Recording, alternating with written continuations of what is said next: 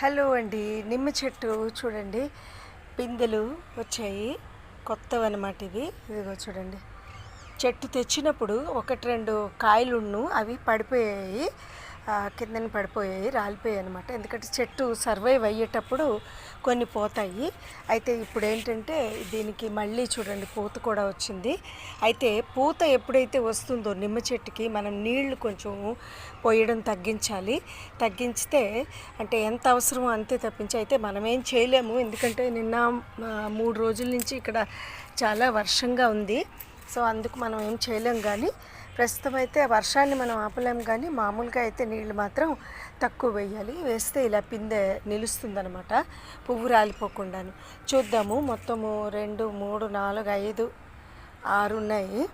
6 ఎన్ని నిలుస్తాయన్నది. ఒక్కటి నిలిచినా కూడా మిద్దె తోట కాబట్టి చాలా సంతోషంగా ఉంటుందండి.